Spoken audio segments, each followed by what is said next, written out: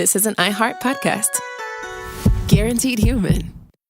On eBay, every find has a story. Like if you're looking for a vintage band tee, not just a tee, the band tee. You wore it everywhere until your ex-boyfriend stole it. Now you're on eBay, and there it is. Same tee from the same tour. The things you love have a way of finding their way back to you, especially on eBay. Where else can you find that mint trading card you search for everywhere that's out of print? Or your first car, the one you wish you'd never sold? It has to be eBay. Shop eBay for millions of finds, each with a story. eBay.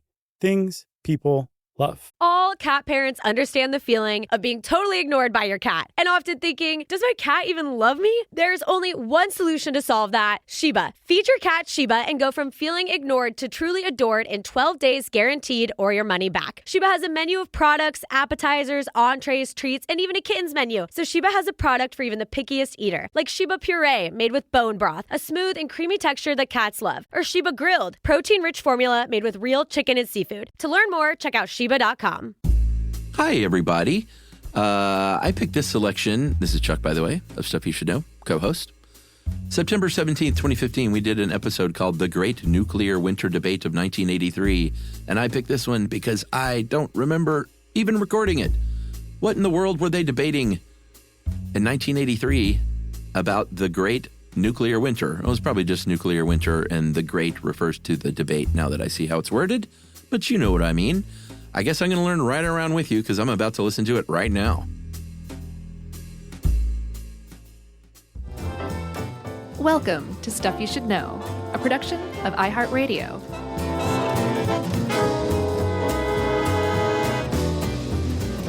Hey, and welcome to the podcast. I'm Josh Clark. There's Charles W. Chuck Bryant. And Jerry's over there somewhere off in the ether. But I don't think on ether. Just in the ether. Oh, man. She's trying not to breathe right now. We had a tank of ether in here. It'd be a much different podcast. Josh and Chuck's Ether Cats. Do they put those things in tanks? Oh, I don't know. Surely, yeah, right? No? Is it like in the bottle still, like the 1800s? I don't know. Yeah, I think you just have it in a little milk bottle. You put it in a rag. You put it in your face. And then go to Happy Town. Yeah, exactly. If there's any pharmacists out there that want to set us straight, let us know how ether comes these days. It's probably a gas. Yeah, I imagine. It's not like Hunter S. Thompson. I think we talked about it before in anesthesia. Probably. It's like ether gas. Mm-hmm. What a weird start. Yeah, that has nothing to do with what we're about to talk about.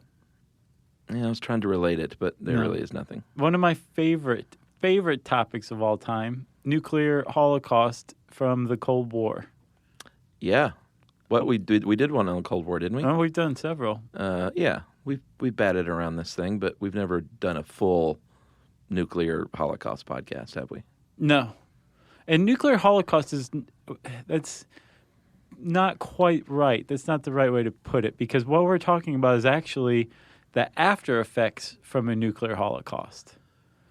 Isn't that the Holocaust? I mean, if you want to be a purist, the nuclear holocaust is the immediate destruction as a result of exploding nuclear bombs over, like, population centers and stuff. Oh, I didn't know that. I thought it was the whole kit and caboodle. I should say, if you're a purist and you want to say it from my opinion, that's what a nuclear holocaust is. Okay. I think we know what's going on here. Got it? Yeah, Robert Lamb wrote this, Stuff to Blow Your Mind. Yeah, I have to say, I said, man, way to go on that one. That was a good one. You told him that? I did. I actually uttered those words. What did he say? Thanks, man. That's nice. But the thing that gets me about nuclear winter, which we will talk about in depth, what fascinates me about it just as much as the nuclear winter itself, Chuck, is the controversy, the debate that arose from it throughout the 80s. There was a huge debate. Debate on the severity? Debate on whether it was something to worry about or not. Yeah, well, I looked up because I was like, does anyone think that this is a myth, an outright myth? And from what I saw in my research is that, no, this is fact. It's just a dispute. What's at dispute is the scenario and the severity of what would happen. But no one says, like, no, there would be no nuclear winter. There would be no problems after a nuclear bomb drop. So there used to be, like back in the early 80s when this was a huge new thing. Yeah.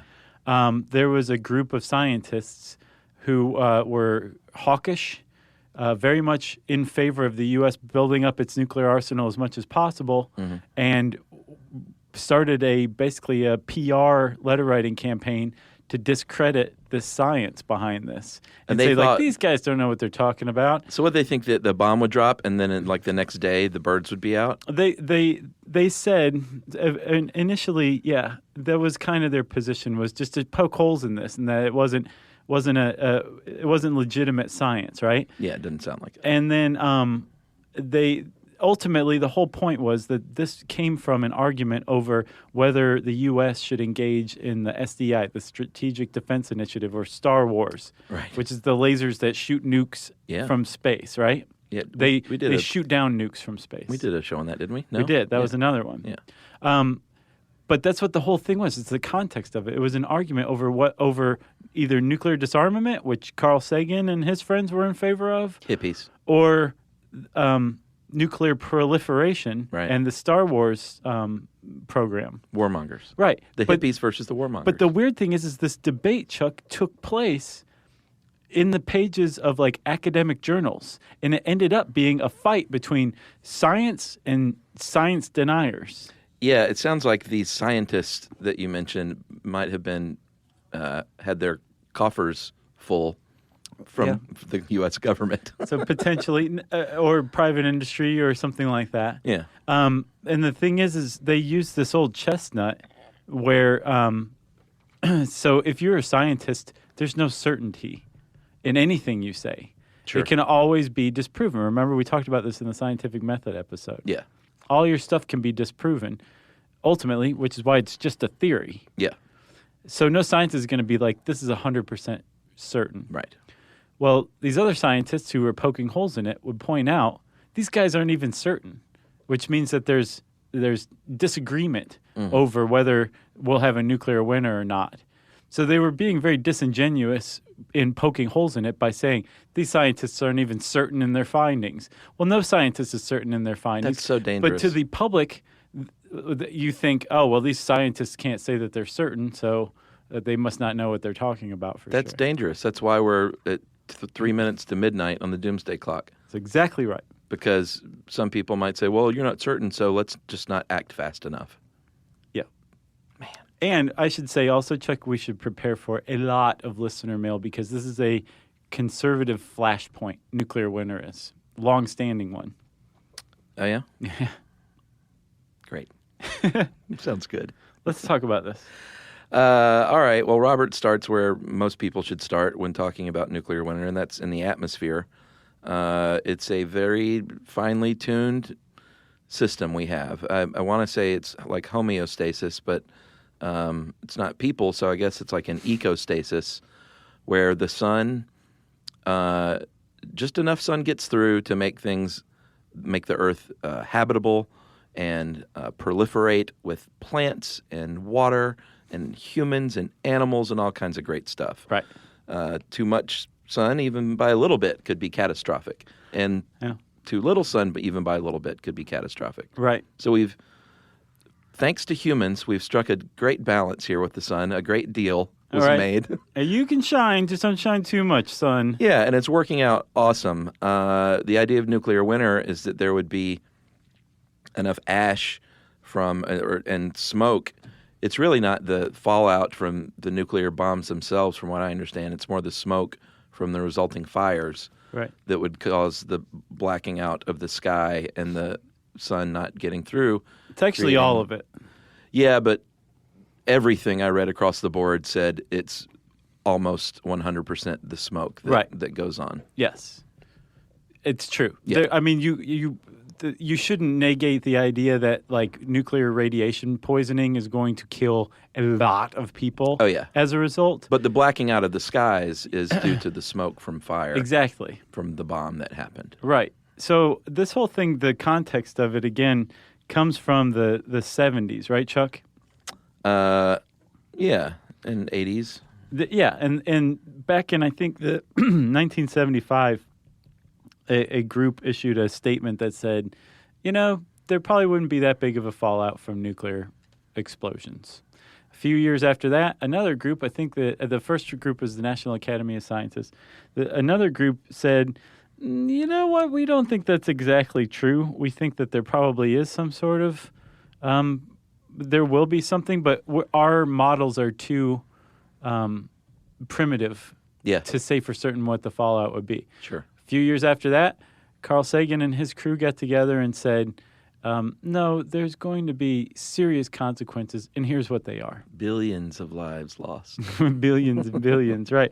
And one of the things they base this idea on, that if you spew a bunch of smoke or particulate matter into the atmosphere, that it'll have a negative influence on the global climate, is past history from volcanic eruptions. Yes, most notable. Well, there are a few over the years, but one of the notable ones in 1883, at the time in the Dutch East Indies, now Indonesia, Krakatoa. That volcano was massive, to the tune of 36,000 deaths just from the volcano, and this is in Krakatoa in 1883. Yeah, there's only like 10 people there somehow. It's not like it was super populated, right? And 2/3 of Krakatoa collapsed. The smoke rose up and warmed the global temperature, by 2.2 degrees Fahrenheit. It lowered it. Yeah, lowered, sorry. Yeah. It took 5 years for temperatures to return to normal, and it affected, this was in Indonesia, and it actually, they think, increased the rainfall in Los Angeles by more than double that next year. Wow. That's in L.A., in Southern California. So that was the Krakatoa blast from 1883, right? Yeah, and that it literally changed the color of the sky for like years afterward. The sky was red, such that they think, the Scream, the painting, the Scream, Munch. Yeah. The red sky, they think that No was like way. the way the sky looked was because of this volcano. That is so neat. Yeah, isn't that crazy? That guy was like, that volcano is crazy. That's what the man is saying. And that's just one of them. What was the other one? In Mount Tambora. Yeah, Indonesia once again. Yeah. Indonesia's got bad luck with the volcanoes back in the 19th century. Man, and this was actually earlier in 1815. Yeah. I remember learning about this when I was a kid because Ohio got it really bad. A volcano went off in Indonesia in 1815, and the following year, much of the United States did not have a summer. It was actually called the year without a summer. And Ohio was affected? Yes. Oh, wow. Yeah, there was like snow on the ground in the middle of July. Did you learn that in state history class? Yeah, I did. I remember that. Yeah. Georgia State history. That was like a full course at our school. Yeah, half of it was just sitting around with the teacher like staring off into the distance. Right. I remember ours was just like a lot of talk about Crawford Long and the Civil War. Yeah, like that. We didn't talk about Crawford Long in ours. No, because he wasn't from Georgia. We talked about Anthony Ohio. Wayne. Yeah. The Battle of Fallen Timbers. Yeah. That summer without a winter, year without a summer, I mean. Uh-huh. And then there's some like canals and locks that donkeys used to pull barges on. Yeah, I just remember Crawford Long and a lot of racism. Yeah. Basically. Yeah. Georgia history. That's right. So that was Mount Tambora, the year without summer. There have been other events like when the oil fields burned during the war in the early 90s. Yeah, apparently Carl Sagan predicted basically a nuclear winter from that. Yeah, it didn't pan out. Yeah, that's where they take some flack. It was not nearly as bad, the fallout from that smoke, as Sagan predicted. No. But what can you do but predict? You're going to be wrong. Yeah, occasionally. Surely you're going to be wrong. It doesn't mean you should be like, oh, well, that smoke didn't do much, so let's start building nuclear bombs again. Yeah. Well, that's the whole thing, Chuck. I am so glad you said that because that's the whole mad thing to this argument. Yeah. It's like, what are you arguing in favor for? If you're arguing against the idea of nuclear winter, what precisely are you arguing for? Yeah, like it won't be that bad. We'll talk a little bit more about it like later on in the show, what some people have argued about, but it seems like what you say, ultimately, you're arguing in favor of more nuclear weapons.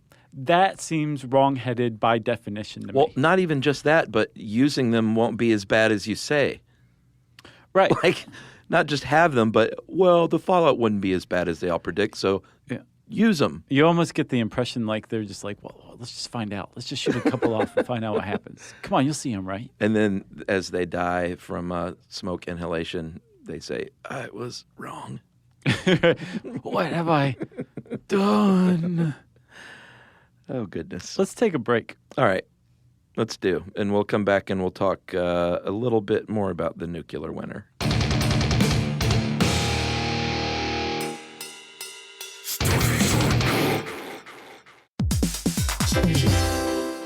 Hey, everybody, we're here to talk to you about Wayfair, who believes that spaces should be functional, they should be comfortable, they should be well-designed, and they can be well-designed by you with their help. Your updated space should feel more comfortable, inviting, and practical for everyday use. And we're talking about outdoor seating. We're talking about grills. We're talking about major appliances. If you need storage solutions, Wayfair can help you out. Patio lighting, rugs, decor. It is your one-stop shop for home. Yeah, I mean, it's getting nice out, so it's time to think about living outdoors for the next few months. And Wayfair knows that outdoor furniture, it's heavy, it's intimidating to assemble. So Wayfair has stepped in and said, we're going to handle the hard part so you don't have to. That's right. You can shop Wayfair Verified, your shortcut to the good stuff. And that means their team of product specialists are going to vet everything by hand using a 10-point inspection, testing things like, quality materials, functionality and features, and even how long it takes to build that piece of furniture. And the overall experience save time, reduce hassle, and improved convenience. Patio season is here, and these deals won't last. So head to wayfair.com right now to get your outdoor space ready for way less. That's WAYFAIR.com. Wayfair, every style, every home. Everyone knows winter is the real mess maker. You don't need WeatherTech floor liners for summer unless you hit the beach and half the beach ends up back in your car, or the campsite dirt ends up in your trunk.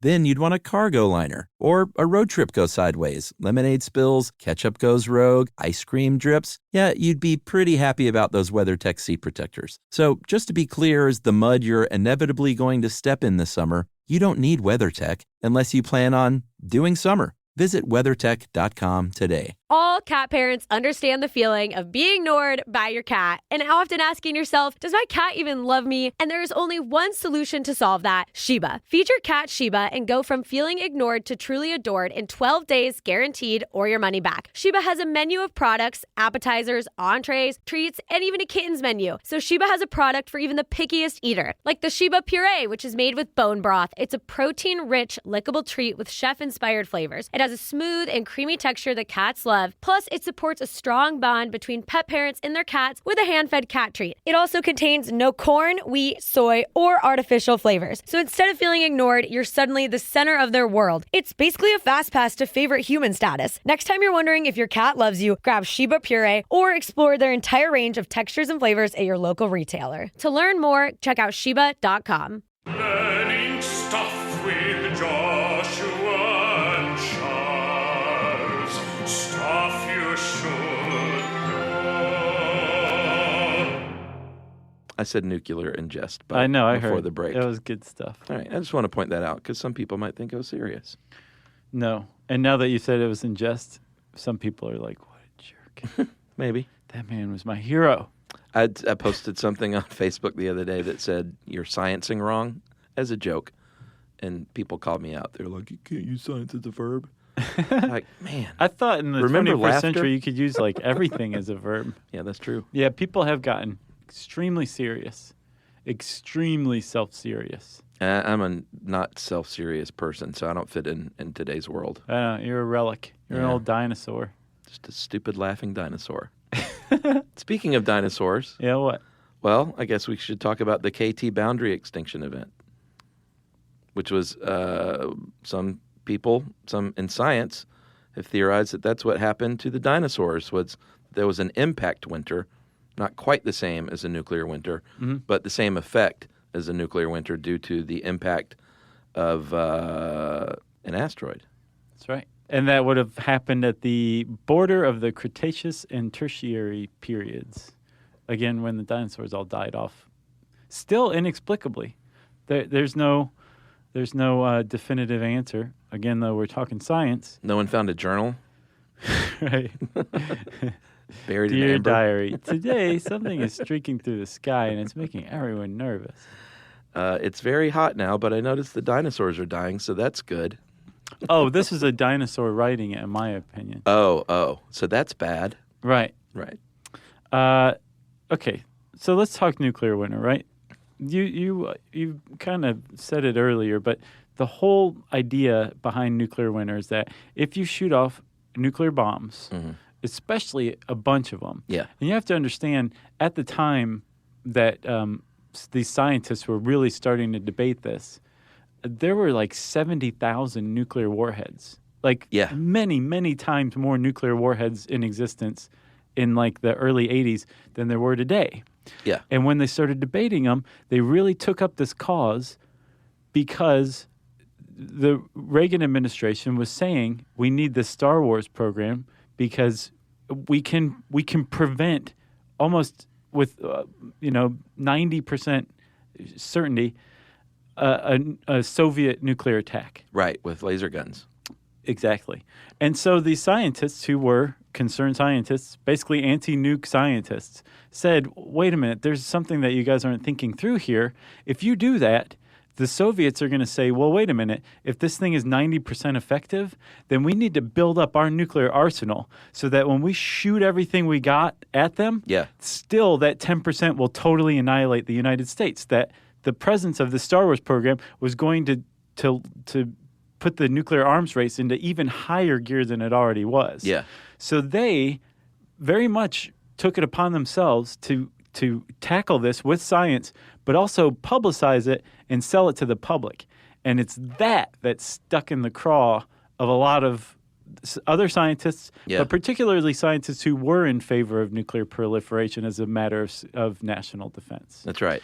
The point of it is when they tackled this, they said, here's the big problem with it. If you shoot off a bunch of nuclear bombs, a lot of nuclear bombs, which could totally go off as far as a nuclear war is concerned. Yeah. It's going to cause a lot of smoke to enter the atmosphere. And that is where this domino effect is going to create this global catastrophe. And the whole outcome of it is based on the number of nukes that you shoot off, which is basically what Carl Sagan and his buddy Richard Turco divided the different types of nuclear winter into. That's right. Mr. Sagan and Mr. Turco, are they doctors? Let's just call everyone a doctor. Well, yeah, Carl Sagan was a doctor of astrochemistry, I believe. And Richard Turco is... He's a veterinarian. I can't remember what he was. They wrote a book called A Path Where No Man Thought. A Path Where No Man Thought. Right. And it seemed like there would be one more word there. And they have 6 scenarios for what a nuclear winter might look like, ranging from minimal to extreme. And minimal, best case scenario, which is just a little bit of a nuclear attack. Not many bombs going off. Yeah. Maybe like, let's say, Hiroshima or Nagasaki, which we'll talk about. Those were like more 21 kilotons. Yeah. That means that there will be minimal cloud cover, not much environmental impact globally, and the targeted areas would be wiped out, of course, but the world itself would not have big consequences. Right. Atmospherically. So if you are talking a nuclear war, especially a Cold War nuclear war, that was a fairly unlikely scenario. By the time the early 1980s rolled around and people started talking about the concept of a nuclear winter, those like Hiroshima and Nagasaki level nuclear bombs were like attached to the average fighter jet. Yeah. They were considered like just tactical. Like you just could shoot them off on a battlefield if you needed to. Yeah. So the idea that it would just amount to that is unlikely. Yeah, it was. But they were being nice. That's the best case scenario. They're trying to cover all avenues here. Yes. Number 2 is marginal, and that's a few detonations, again, in the northern hemisphere. And they said it would lower the temperature by a few degrees, and there would be some crops and some agriculture that suffered and probably some famine. Yeah. But it would not black rain, of course. Yeah, who wants that? Did happen in Hiroshima. Yes. They drank it. You and died from have drinking it. to go, yes, because it was radioactive rain. Yeah, but they drank it because they were thirsty because they had no water. Yes. It's devastating. You and everyone should have to go to the city of Hiroshima. Like, it is amazing what they've done to preserve what happened there. Oh, I'm as sure. like a teaching lesson for everyone. Yeah. It's really moving. We should have one of those here. We should. Instead, people are like, yeah, Japan forced the U.S. to drop the bomb. It's fact, Right. which is not correct. Right. So black rain would happen in that marginal scenario. Man, this is a really political episode, isn't it? I think anytime you tackle nuclear war, it's going to be divisive Yeah. because some people think it's awesome. Nuke the whales. Gotta nuke something.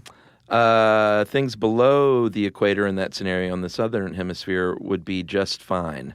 So here's something that I found really interesting and wrong in this analysis of it. Sagan, I guess he was strictly talking about atmospheric effects, Yeah.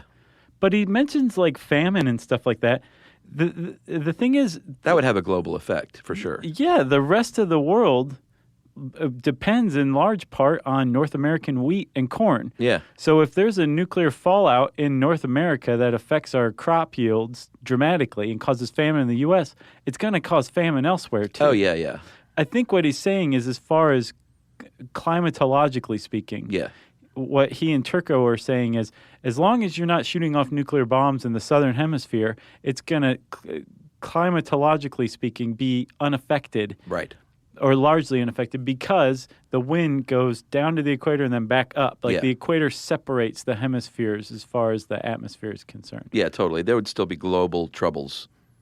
Yes. But in reading all these scenarios, it made me really want to move to Australia. Well, that's another thing, too. How many people would be like, I need to get out of the United States, so I'm moving down to Mexico, or I'm moving down to Brazil, or I'm moving down to Australia. And then the infrastructure in those countries Yeah. are just super stressed because the northern hemisphere that survived is suddenly moving down to the southern hemisphere. Yeah, I It's don't know another widespread effect. Mexico would help you too much, though. Well, weren't they like super helpful in Independence Day? Was it Independence Day or the morning or no, the day after tomorrow? I don't Everybody know. starts having to move south because North America's just frozen ice sheet. Yeah, but I just mean as far as you'd have to go pretty far south, further south than Mexico if you want to escape the atmospheric fallout. Oh, you're right. So Ecuador. Yeah, like what is it, like half of Africa and South America are in the southern hemisphere? Yeah. that's Probably not true. half. Yeah. Roughly. So the northern hemisphere would show up at the southern hemisphere's doorstep. It'd be Hello. like Christmas in July. We'll get used to it. That's right. Your drain goes the other way when you release the water from the tub. Yeah. Neato. And I know Christmas doesn't fall in July. It was a metaphorical statement, everyone. Yeah, I get you. Nominal nuclear winter is number 3. That is what they consider the low-end, full-scale nuclear war, Right. but still full-scale. 6,000 to 12,000 nuclear weapons. That's all. Just 6 to 12,000 nuclear bombs. Right. And we're talking a megaton or more bombs. And a megaton was, I think, 50 Hiroshima and Nagasaki bombs combined. Wow. So 12,000 times 50 of those for this kind of nominal nuclear war. Yeah, that's a lot of zeros. Yeah. They predicted noon sunlight would be about a third of what it was. Global temperature drops of 18 degrees. That's bad news, my friend. It would destroy a lot of the ozone layer. And again, the southern hemisphere wouldn't experience major climactic change. Just cut to the southern hemisphere. They're all at the beach. There's like Yeah. tropical music playing. But they have no wheat. Who needs wheat when you got rum drinks? Ooh, that's a T-shirt.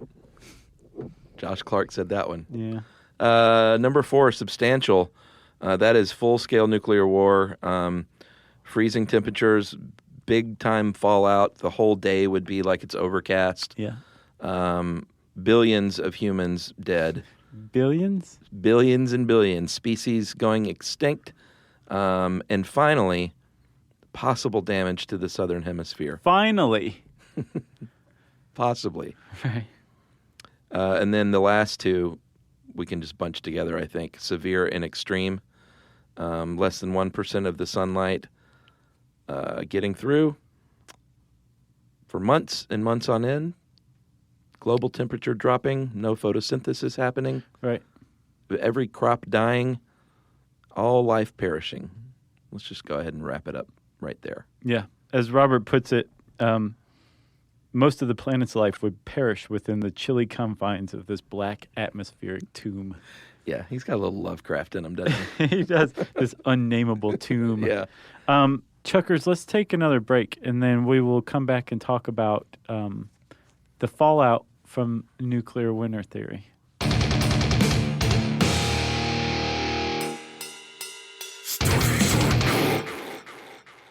Everyone knows winter is the real mess maker. You don't need WeatherTech floor liners for summer unless you hit the beach and half the beach ends up back in your car, or the campsite dirt ends up in your trunk. Then you'd want a cargo liner, or a road trip goes sideways, lemonade spills, ketchup goes rogue, ice cream drips. Yeah, you'd be pretty happy about those WeatherTech seat protectors. So just to be clear, as the mud you're inevitably going to step in this summer, you don't need WeatherTech unless you plan on doing summer. Visit WeatherTech.com today. All cat parents understand the feeling of being ignored by your cat and often asking yourself, does my cat even love me? And there is only one solution to solve that, Sheba. Feed your cat Sheba and go from feeling ignored to truly adored in 12 days guaranteed or your money back. Sheba has a menu of products, appetizers, entrees, treats, and even a kitten's menu. So Sheba has a product for even the pickiest eater, like the Sheba Puree, which is made with bone broth. It's a protein-rich, lickable treat with chef-inspired flavors. It has a smooth and creamy texture that cats love.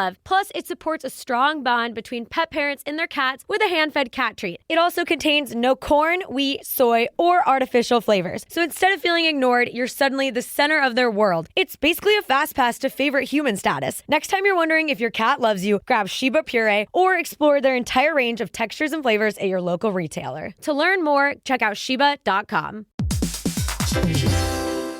If you own a home, you already know stuff breaks. It's not if, it's when. And somehow it's always like the AC in July or the fridge right after you go to the grocery store. That's why you always hear people say they don't make appliances like they used to, because it's kind of true. That's right. Good thing there's American Home Shield. With an AHS home warranty, they can help fix major home systems and appliance breakdowns like your AC, plumbing, or fridge. And if they can't repair your covered item, they'll replace it, no matter how old it is. And that's huge because fixing an AC can cost a lot. Like, hey kids, our vacation is canceled a lot. Plus, as a benefit to select plans, you can get real-time video help from live repair experts to troubleshoot home hassles at no extra cost. Listen, everybody, home ownership is already stressful enough. No need to upset your wallet. So check out American Home Shield now and get 20% off any plan at ahs.com/SYSK and see promo details. See ahs.com/contracts for coverage details, including service fees, limitations, and exclusions. American Home Shield. Don't worry, be warranty. Learning stuff with Joshua and Charles. Stuff you should know. So, like we said, Carl Sagan and his friends got together and basically took it upon themselves to educate the public about the potential catastrophe that could happen as a result of nuclear war. Everybody before was like, yeah, that would really suck to be in a city that a nuclear bomb went off on. Yeah. But maybe it wouldn't be my city. I live in Schenectady, New York. No one's going to bomb Schenectady. So I'm probably going to be okay. These guys said, hey, Western civilization, not just in the U.S., but also the USSR, that's not necessarily the case. You too will be affected. There's going to be big problems after a nuclear war. Yeah. So much so that let's make sure that our leaders never do this, right? Wake up, basically, is what they were doing. And so Sagan and his friends created a paper, and it's now called the T-TAPS paper, after all of their names, right? Turco, Toon, Ackerman, Pollock, and Sagan. Okay, and they wrote this paper and had it published in Science, the preeminent scientific journal in the United States. Yeah. It was a big deal. Yeah. They also held a very well-publicized conference. Mm-hmm. And Carl Sagan, apparently, without the group's knowledge or blessing, went off and also wrote a piece in Parade magazine. Oh, wow. Yeah, to make sure that every Dick and Jane in the U.S. knew about this. It was like Sure. a 3-page article about the nuclear winter, which is a new term at the time, complete with illustrations where like the Earth was like this dead, lifeless, what's called like a gray chalk billiard ball, basically. Yeah. Just really scary stuff. Sure.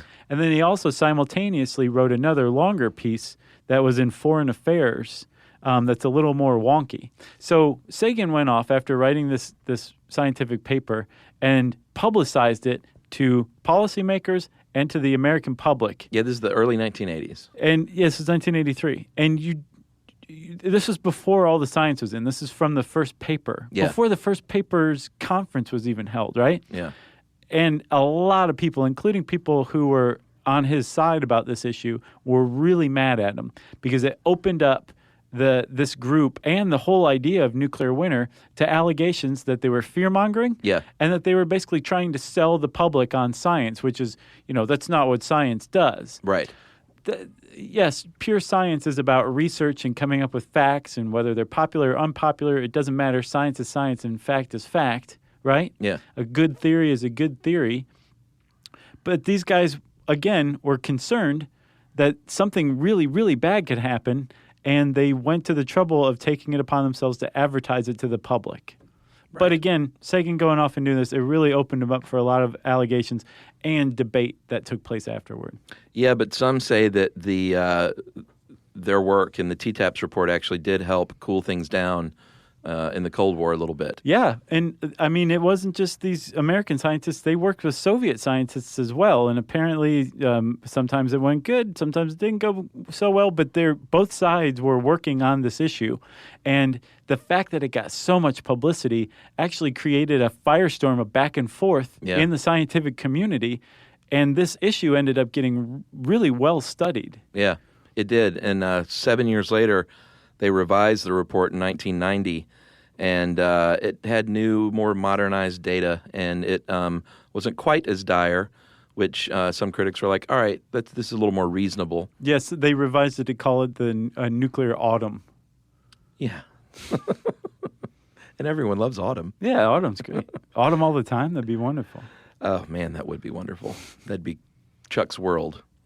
And there are disagreements over that still, and they basically there's four variables that are always the factors that are the unknowns, and it's really they're all to me kind of four versions of the same variable, which is we don't know how much smoke there would be.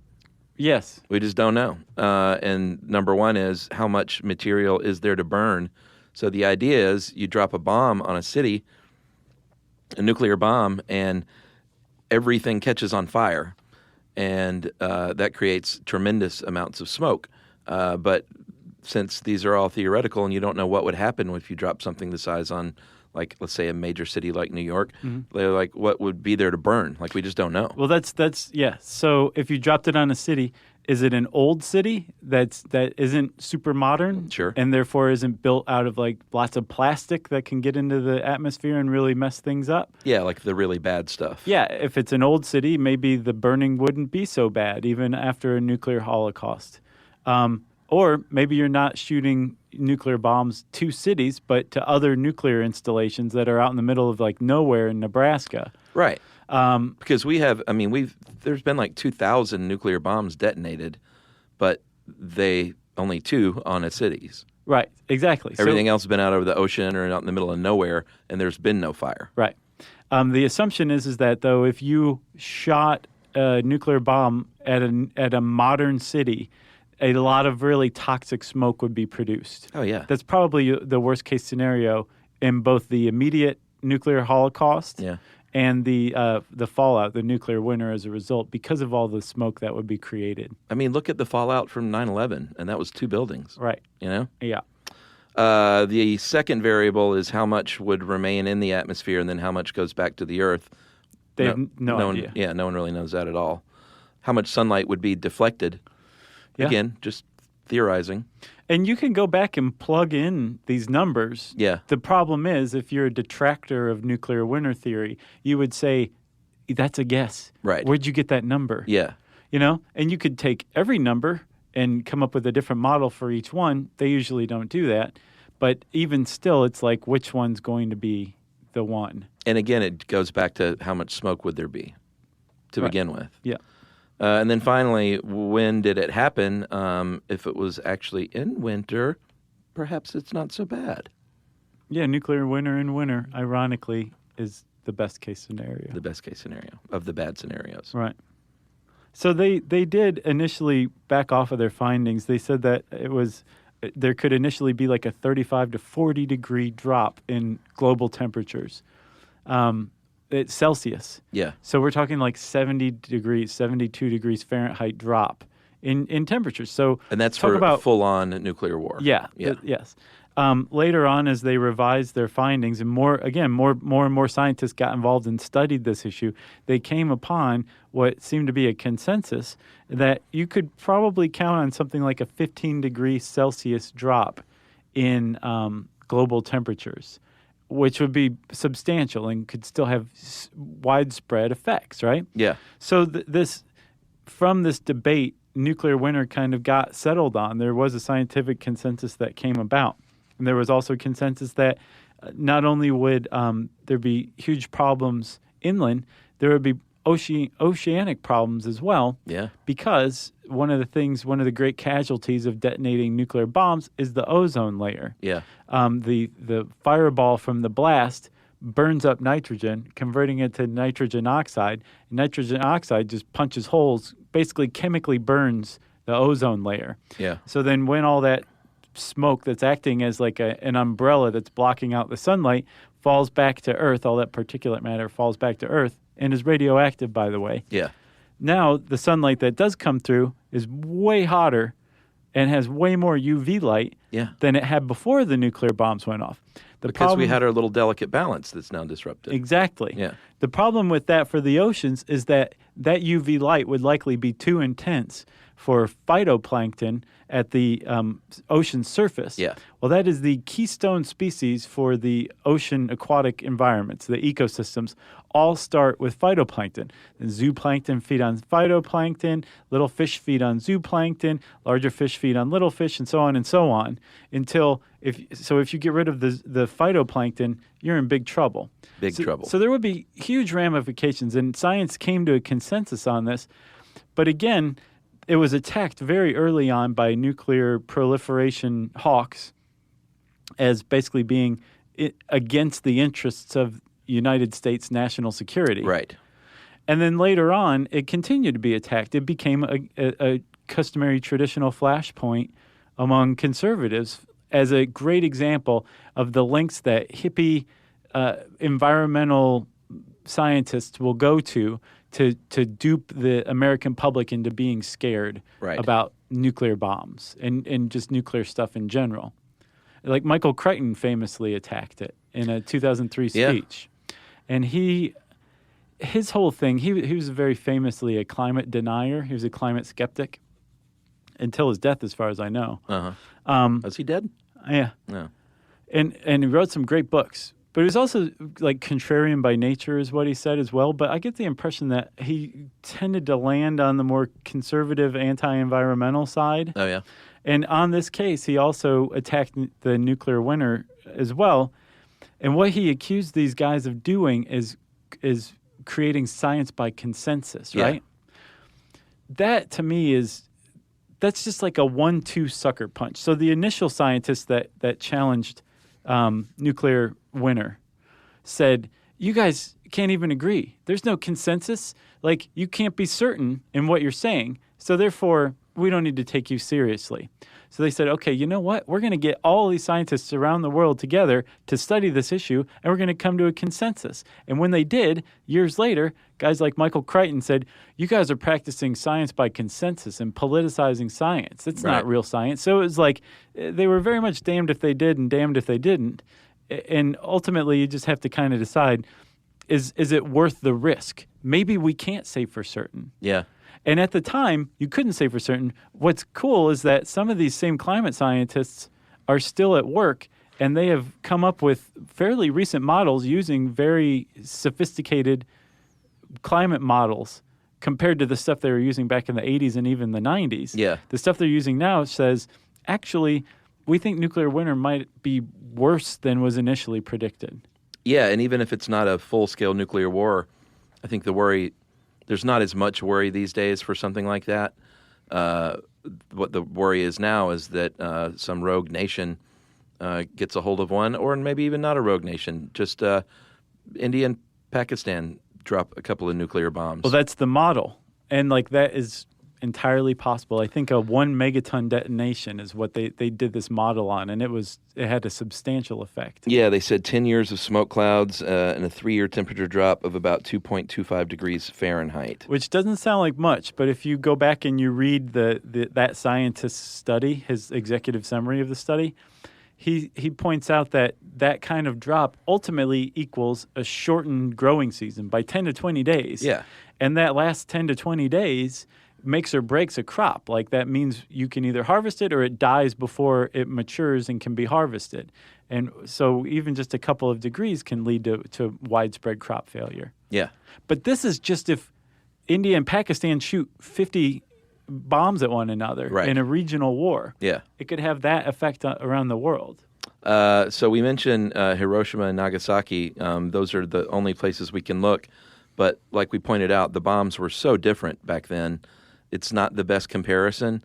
But as far as looking at what kind of fires could happen, you can't tell a whole lot. In Hiroshima, there were more fires than in Nagasaki just because of the way the geography is in the two cities. But in neither case did they see a ton of secondary fires. It wasn't blacking out the sky. There was black rain, but apparently, a week later, most of that stuff had cleared up. But again, that is you can't even really compare the two. No, it's a single 21 kiloton bomb. Yeah, exactly. We're talking a 50 of those going off in the same area. But that report that you mentioned on just if India and Pakistan, how much was it? 10 megatons? 50. 50? Or no, it was 1 megaton. So 50 of the Hiroshima and Nagasaki bombs. Well, it was enough to cause the Atomic Science and Security Board to move the doomsday clock 2 minutes closer to midnight. Yeah. And the doomsday clock is, some people say it's good science. Some people say they're fear-mongering. But what it is it's a design that basically says, here's how close we are to destroying ourselves as a civilization.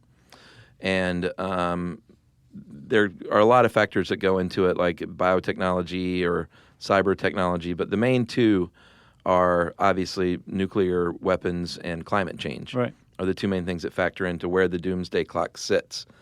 And I think in the 1950s, they've only changed it, how many times? 18 times since it was created in 1947 have they changed the hands on the clock.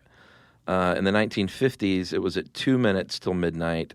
In the early 1950s, the best I think it's been in the early 90s was 17 minutes till midnight. Oh, nice. But yeah, doesn't that feel good? Yeah. That's a lot of time. What are we at right now?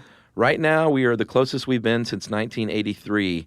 And on January 22nd of this year, it was changed to 3 minutes till midnight is where they sit. And they had a big press release. I'll just read the opening and closing paragraphs. The opening paragraph. In 2015, unchecked climate change, global nuclear weapon modernizations, and outsized nuclear weapons arsenals pose extraordinary and undeniable threats to the continued existence of humanity. And world leaders have failed to act with the speed or on the scale required to protect citizens from potential catastrophe. These failures of political leadership endanger every person on Earth. And then the final paragraph, and there's lots of fun stuff in between. Yeah. Just like fart jokes and stuff. And then they close with, in 2015, with the clock hand moved forward to 3 minutes to midnight, the board feels compelled to add, with a sense of great urgency, the probability of global catastrophe is very high, and the actions needed to reduce the risk of disaster must be taken very soon. They don't mess around. No. And even though that we had been doing a good job of reducing the amount of warheads between the United States and Russia, but things have slowed to a snail's pace now. From 2009 to 2013, Obama cut only 309 warheads from the stockpile. And they're basically saying, we're not doing this as fast as we need to. Yeah. Like, we need to act now. Yeah. Well, there's other people who are saying we need to rebuild our nuclear arsenal because it's aging and rotting and will be useless by 2020 to 2030. How are we going to drop nuclear bombs on people in the future? Right. It's weird. Like, some people are trying to reignite the Cold War. Well, trust me, On both sides. I don't agree with it, but I know that most of those people aren't saying, hey, so we can bomb people. It's so we can keep each other in check, Yes.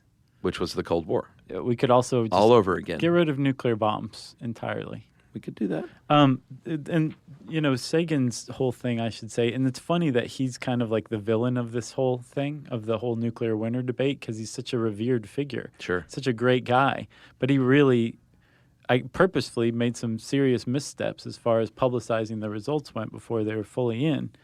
But his whole thing was, and if you read his foreign policy thing, his article, it's really, really good. It's not too obtuse, so like it's kind of fun to read. But it's called "Nuclear War and Climactic Catastrophe: Some Policy Implications." And he says, like, we don't know, you know, what the right answer is. We don't know if it's entirely possible that nuclear winter, maybe our ideas are overblown or whatever. But he says, I'm not willing to take the chance. Right. Why should we take the chance? That's my thing. It's like, why risk it? Right. So his solution is, how about this, U.S. and USSR? How about you de-escalate the arms race, de-proliferate until you get down to a threshold that science has said, okay, nuclear winter probably couldn't happen beyond this payload, right? Yeah. So even if all of the nuclear bombs in the world at this lower number were set off, we still wouldn't go into nuclear winter. Right. But you guys can take out all of your major city centers and still fight your nuclear war, but the rest of the world won't be destroyed by it. Yeah. That was his solution, and no one took him up on it. I've never understood. I don't know, man. We'll do one on climate change at some point too, but I've never understood why people. And I get that economics play a factor, but why risking the future of mankind for your ancestors to follow is worth it? A lot of it is fear. Like, a lot of these people who have, over the last decades, you know, pushed for that kind of thing, like fear that, you know, the U.S. will be caught with its pants down, like genuinely feared the Soviet Union. And, like, their heart was in it like that. But, I mean, it's fascinating to me, this whole, like, basically secret publicity war that's been going, that went on throughout the 20th and it's well into the 21st centuries. Yeah. There's a book, again, I think I mentioned it, called Merchants of Doubt. I think everybody should read. It's so good. And you know what? Save your emails to me because you can still think what you want to think. Yeah. I just personally don't get it. I'm not going to throw stones at you and say you're wrong. I probably should. But I won't. Because it's not nice to throw stones. It isn't, Chuck. Are you good? I'm great. If you want to know more about nuclear winter, you can read this fine article written by Robert Lamb by typing nuclear winter in the search bar at howstuffworks.com. Since I said search bar, it's time for listener mail. Oh no, my friend. It's time for... Administrative Details.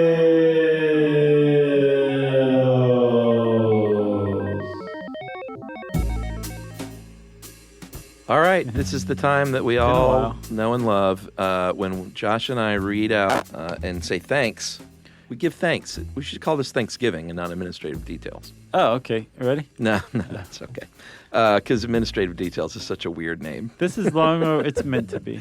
So this is when we thank people for the very kind gifts that they have sent us over the months. And dude, I think this goes back all the way to January for me. Oh, man. I've got one for Christmas cookies to Mona Collentine and Grandma Collentine. I think we always say her name wrong, by the way. No, I think she corrected us and said it was like Valentine. Oh, right. So I think I'm saying it right. Man, Mona's going to be so mad at me. Collentine.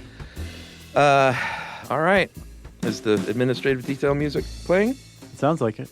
Great. Can't you hear that? I'll get it started with Richard sent us a guide to the round things of the solar system.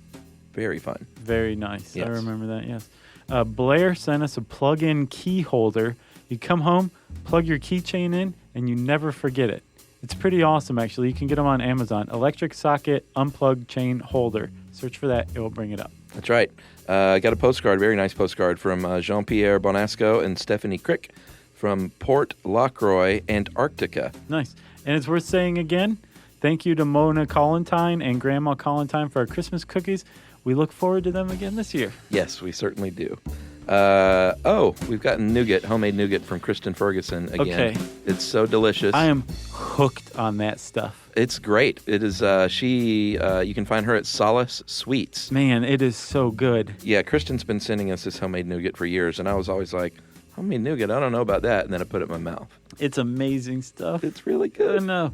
And then we also got some sweets from Dude Sweet Chocolate out of Texas. I think they might be out of Dallas.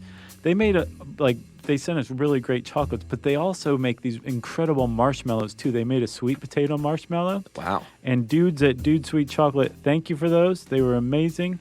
Yumi was crazy for those marshmallows, I am for the nougat. That was quite the bounty. I remember that. Yep. As always, every Christmas, our buddy Aaron Cooper in Kansas sends us great printouts of these great Photoshops that he does of us that he puts online. And you can see them on Internet Roundup. Yeah, we even got T-shirts this year of Shea Guevara, Josh, and Chuck. So, Coop, you're the best. You know that. That is true, Coop. Mark Allen and the Trade Monkey team sent us some beautiful jewelry made by female artisans in Southeast Asia and traded fairly. That's awesome. the key. Our buddy Van Nostrand sent us a book. Which one? Which book? Well, he's always sending us stuff, so I honestly can't even remember which book, but we have boxes full of things that he sent. He sent us a CD of the Shag's Philosophy of the World. You know, what's known as the worst album ever recorded? Yeah. I've got it in my desk. That's his sense of humor. The problem is my computer doesn't have a CD drive any longer. Have you noticed that it's gone? No. Yeah, computers don't have those any longer. Try to find it on my computer. I defy you. I was like, what's that little slot? And you're like, that's where the tissues come out. Right. It's the coffee cup holder. Our buddies from Venice is Sinking band sent us a LP, Sand and Lines, and a CD, What We Do Is Secret. And they're our friends from Athens, Georgia. Huge thanks to Hillary Lozar, who has sent us a lot of cheese over the last year. Yeah. Some of the best cheese, Flathead Lake cheese. Yeah, Montana. Which, they make a hoppy Gouda that's to die for. It is very good. Flathead Lake cheese. And she sent us some awesome T-shirts that say mouthfeel on them. Yeah, based on our bar episode. She's the best. She and her husband Mike have been big-time fans. They're very active on our Facebook page, and they drove to Seattle for our show from Montana. From Montana. Yeah, she's a teacher. Yep, and they sent Yumi and Emily earrings, so thanks for that from all of us. That's right. Jerry got nothing. Tommy Lukrich. Lutrich. He sent us a nice letter. The man whose last name you say 4 times. Well, he's the guy. He's walking from Seattle to New York City. And if you want to follow this, he might be there by now. TommyWalks.tumblr.com. You can check that out. Okay. Huge thanks from me personally to Laura Snow, who I don't know if you remember when we did the Hot Wheels episode. Boy, do I.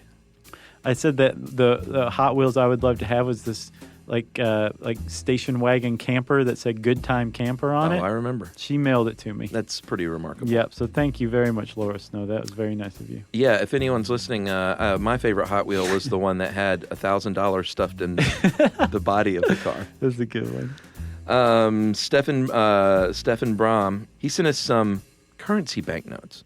Yeah. Which I've never collected money, but he sent a 1953 dollar certificate, a 1957 series $2 bill, and an 1874 fractional currency 10-cent note. Yeah, that was pretty neat. I think you got the 10-cent note, didn't you? Because we split it up. I spent it on candy. No. Like, what's this? It's 10 cents, sir. It's a fraction of a note. Meteorologist Michael Erb, who also moonlights as a young adult murder mystery author, sent us a book of one of his murder mysteries, Kevin McLeod and the Seaside Storm. It's about a little weather detective. It's pretty cute. Jeff Payton sent us a book, Darwin's Black Box. And Bethany at the base element, the.base.element@gmail.com. If you want any of the Fleur de Sel caramel she sent us, we can highly recommend them. And I got one more from both of us, Chuck, too. All right. Dan Kent, name ring a bell? It does. He sent us the pints of Pliny the Elder. Ew. Yes, thank you, Dan. That's why it rings a bell. You're a top-notch human being. I think we met him in San Francisco at our show, too. Yes. Thanks, I believe dude. so. Yep. The famous, world-renowned Pliny the Elder beer. Yes. Which I finally tried, and it was delicious. It is delish. Yep. Thank you very much, everybody. We have more. If you didn't hear your name, hang tight. We've got probably a couple more episodes worth of administrative details. That's right. Or Thanksgiving is what we're calling it now. And in the meantime, you can get in touch with us. Send us an email to stuffpodcast@howstuffworks.com. And as always, join us at our home on the web, stuffyoushouldknow.com. Stuff You Should Know is a production of iHeartRadio. For more podcasts from iHeartRadio, visit the iHeartRadio app, Apple Podcasts, or wherever you listen to your favorite shows.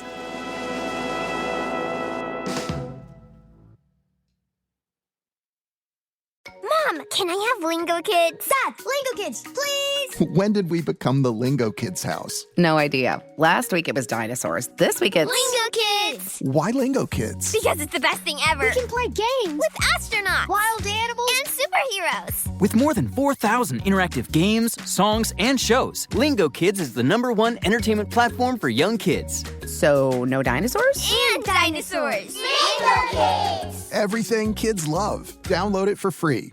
You know, you could be adored by everyone and still completely ignored by your cat. Trust me, I know. But if you feed your cat Sheba, you can go from being ignored to truly adored in 12 days, guaranteed, or your money back. Sheba has a full menu of products, appetizers, entrees, treats, even a kitten's menu. It's so cute. So Sheba has a product for even the pickiest eater. Like Sheba Puree, it's made with bone broth, their chef-inspired flavors. It's got a smooth and creamy texture that cats love and contains no corn, wheat, soy, or artificial flavors. It's food that your cat's gonna love. To learn more, check out Sheba.com. That's SHEBA.com. Stuff at Sea is a 5-night, adults-only sailing trip that brings the Stuff Podcast universe to life on board. This voyage is a culture-soaked escape where pink sand paradise meets curious minds. Sailing round trip from New York City to Bermuda on October 2nd to 7th, 2026, this voyage drops you straight into the iHeart Podcast Stuff universe. On top of the adults-only experience you already love, you'll get live podcast episode recordings, behind-the-scenes sessions, themed activations, and more unmissable onboard moments. Learn more at virginvoyages.com/stuff. This is an iHeart podcast. Guaranteed human.